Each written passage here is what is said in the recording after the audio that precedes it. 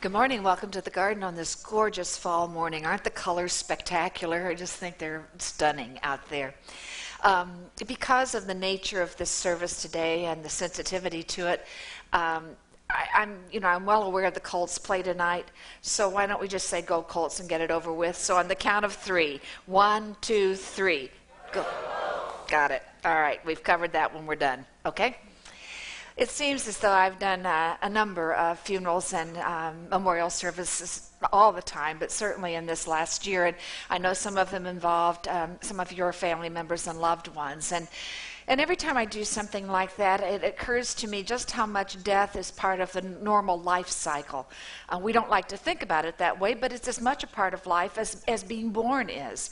It is part of that circle of life, that the ebb and flow of life that comes and goes. Now, I know that for everybody who has lost a loved one, even have lost a pet, and because pets are like family members for many folks, that every situation is different, and we've all responded differently, and because every relationship is different. So for some, it was a sudden, unexpected, traumatic kind of event. For others, there was a lingering illness, and perhaps some of you even provided the care for a loved one.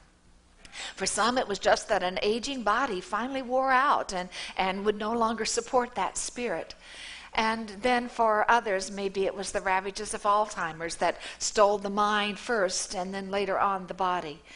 Whatever it is, we've had that experience of being here of that person being here one day, and the next day their physical presence is gone from us, and we hurt. And so that's why it's important that we take the time today and frequently to remember and to honor our loved ones who've died. Now, it's important to remember, and yet I have to acknowledge the fact that not every memory is a good one. And that's because not every relationship is ideal and perhaps not even healthy. And all we can do in times like that is to just to pray that in some way some healing for our wounds will come and that forgiveness will somehow be received and forgiven as necessary. But it is important to remember. And every time I walk close to death, even though I'm on the edges of it a lot, it always reminds me of just how precious life is and how important it is to live every moment as fully as we can. You know, it's just a part of the miracle of life that somehow when we're close to death, we can see more clearly and understand what really matters and what's important and just how precious it all is. And that's why it's really important that we do remember, we do celebrate, we do honor those who have died, because it helps us live a little better and live more fully. I guess that's part of the reason I've appreciated the words of George Bernard Shaw. That's a writing that is called, I think, Used Up. It says this: I want to be thoroughly used up when I die, for the harder I work, the more I live. I rejoice in life for its own sake. Life is no brief candle to me. It is a sort of splendid torch which I've got a hold of for the moment, and I want to make it burn as brightly as possible before handing it on to future generations. You know, it's what he's saying is like the words to the country song, Live Like You Were Dying. You know, we need to live fully all the time, because the reality is we're all going to die. None of us escapes death. It's a matter of how we're going to live until that time when our physical death actually occurs. I read one time about a woman's tombstone that said, died at 30, buried at 60. That's someone who really didn't live life the way it was intended to be living. So we have a choice to make. Are we going to die living, or are we going to live dying? Not long ago, one of you, a gardener, Penny Davis, Penny, raise your hand up there. You're up there, right there. Came to me and shared a book that she had written. She's had years of experience with the hospice ministry, and the book is entitled PJs, Pearls, and Fishing Poles. And she recounts some stories of patients and family members and staff people, and how they were touched in one way or another. Their lives were touched and influenced by the experience they had with the people that they were serving and working with and loving and caring for.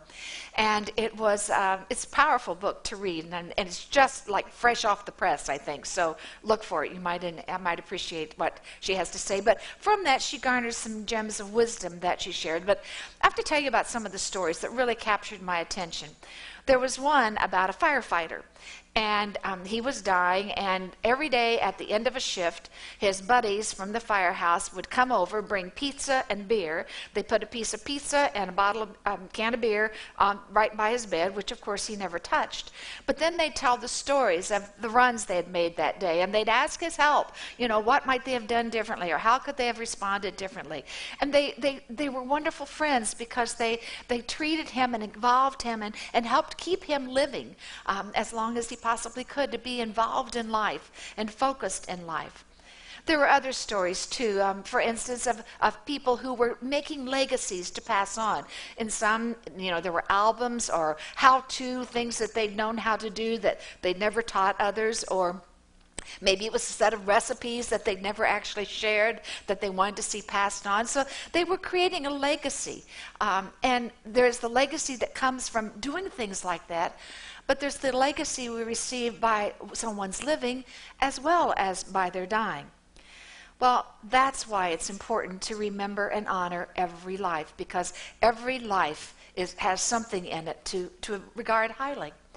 The prophet Isaiah, I think, captures the sense of how God feels about us and then how we feel about one another. This is how it reads. So God answers, "Can a woman forget her own baby and not love the child she bore? Even if a mother should forget her child, I will never forget you. I can never forget you. I have written your name on the palms of my hand." Isaiah is saying that God always remembers us, that we are never ever forgotten. And how could a mother ever forget a child? And God even more so would never ever forget us. And I love the image of our names written on the palms of God's hand. What a vivid image. It's almost like the tattoo that a lover would put on with someone's name on it. That every time you see that writing or see that tattoo, we remember and we honor those who may no longer be with us. But isn't it interesting what other things evoke the memories for us? I was with someone not long ago who made a comment, just kind of an offhand comment, "This smells like my grandmother's kitchen."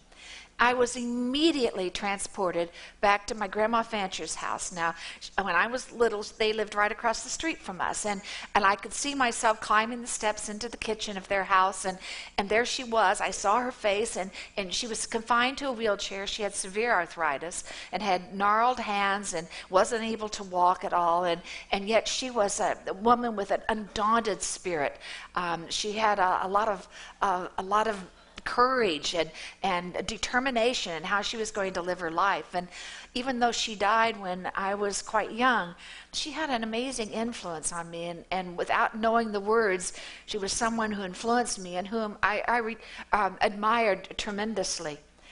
Well, there are other things, of course, that evoke all kinds of memories for us. Sometimes it's just a photo that we see. When I do funerals and memorial services, almost always the family members bring pictures. And people so take in those pictures and so appreciate everything that they see in those pictures because it helps remember. There are other ways too. For example, maybe it's a Christmas ornament that we unwrap that takes us back to when we received that and who gave it to us and how we remember and honor that. Maybe it's a piece of music. Maybe there's a song we hear that we say, "Oh, that was her favorite song," or his favorite song, or that was our song. That was something that we played. There are all kinds of things that evoke those memories, and that's good because the memories stay with us. In fact, Khalil Gibran said, "Remembrance is a form of meeting." In other words, when we remember, we meet our loved one again. We bring them alive again. So it is incredibly important that we remember, that we talk about, that we cherish the memories we have.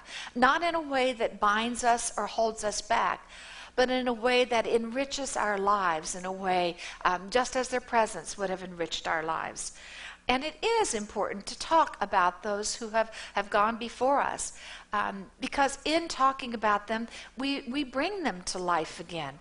And we remember, for example, a laugh or a smile or maybe a favorite joke or maybe some expression that our loved one had used a lot. Maybe we think about their habits, perhaps even habits we tease them about, or maybe they had eccentricities, and we all have them, you know. And so who knows what it is, but some way or another we actually bring that person alive in our hearts and minds and spirits, and we never ever lose them. We never lose them that way. Well, Penny, in her book that I mentioned to you a few minutes ago, gathers all this different kinds of wisdom, and one of the things she says is this: we love them all just as they are. We move on, but we never forget them or the lessons they teach us. I pray that be so for all of us.